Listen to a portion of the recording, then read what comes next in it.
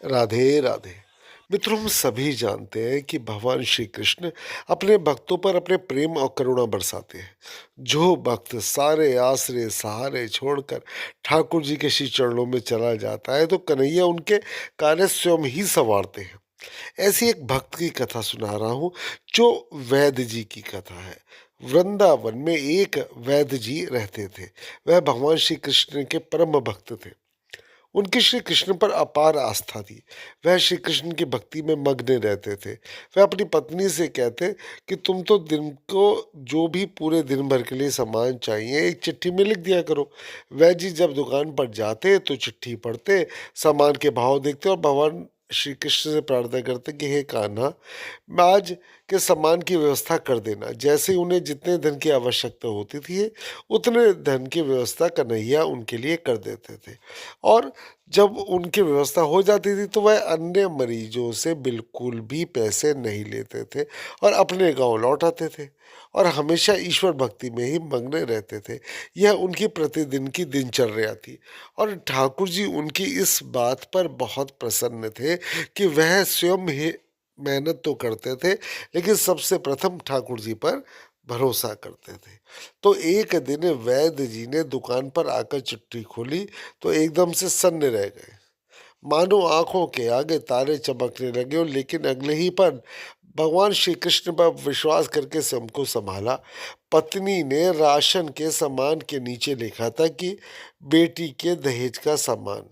अब देखिए, बेटी के दहेज का सामान सीधे साधे वैद ना किसी से ज़्यादा लेते, पर ठाकुर जी के चरणों में संभालते कि ठाकुर जी आप ही संभालिए। पत्नी ने राशन के सामान के नीचे जब लिखा दहेज का सामान तो वो थोड़े से परेशान हो गए और उस राशन के सामान के आगे उनके भाव लिख दिए, लेकिन दहेज के सामान के आगे लिख दिया कि यह काम कन्हैया ही जाने।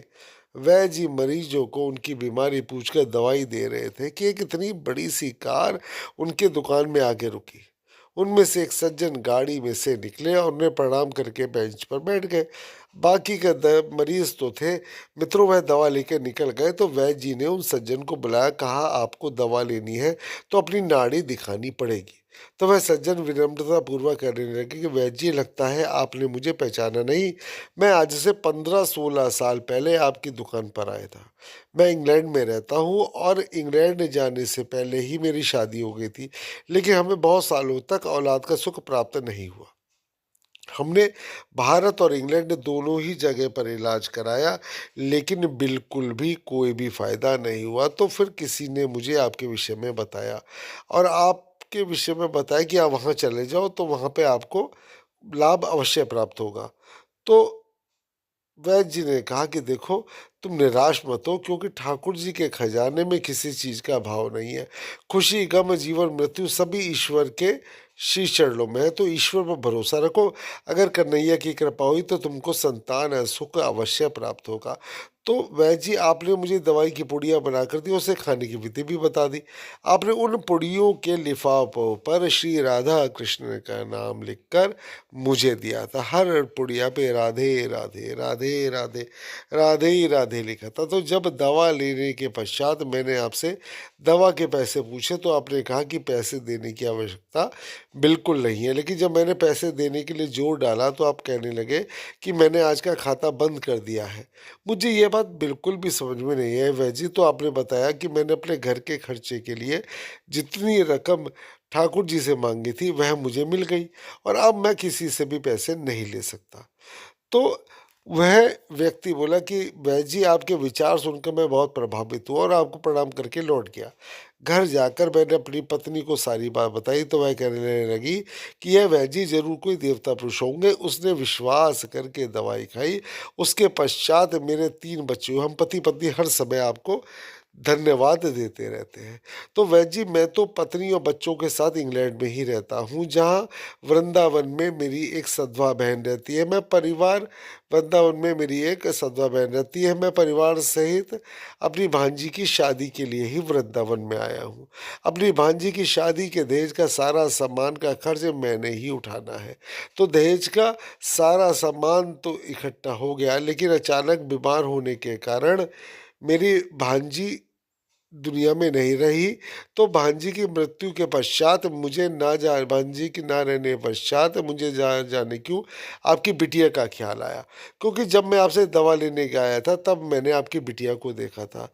मुझे लगा कि अब तो विवाह योग्य हो गई होगी, इसलिए मैंने और मेरे परिवार ने निश्चय किया कि आपसे पूछकर दहेज का सारा सामान आपके घर पे भिजवा दिया जाए। मैं शादी के बाकी खर्चों के लिए भी नकदी पैसे देना चाहता हूँ। आपसे विनती है तो कृपया मना मत कीजिएगा। उनकी बातें सुनकर वैद्य जी विस्मित थे। वैद्य जी पत्नी की लिखी हुई चिट्ठी उनको दिखा दी तो वैद्य जी कहने लगे, जब मैंने दुकान पर आकर चिट्ठी खोली तो पत्नी ने राशन के सामान के बाद लिखा था, तो मैंने भी उस चिट्ठी के आगे लिख दिया, ये कन्हैया ही जाने। और बोले कि मुझे आपकी भांजी का अत्यधिक दुख है, लेकिन मैं बड़ा विस्मित हूँ कि कन्हैया अपने कैसे-कैसे रंग दिखाता है। चिट्ठी कैसे-कैसे अपने रंग दिखाता है, चिट्ठी देखकर वह सज्जन भी विस्मित थे। वैद्य जी कहने लगे, मुझे अब जो कुछ भी मिला है मेरे उस ठाकुर जी के श्री चरणों की कृपा से ही मिला है। तो मित्रों ऐसे ही है ठाकुर जी। आप उनको जिस भाव से उनकी पूजा करेंगे वैसे सदैव वह आपके साथ में रहेंगे।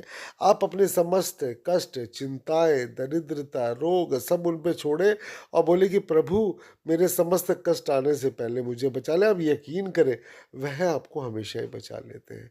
जो भी व्यक्ति ठाकुर जी पे भरोसा करते हैं तो ठाकुर जी सदैव उनके साथ रहते हैं। श्री कृष्ण गोविंद हरे मुरारी, हे नाथ नारायण वासुदेवाय।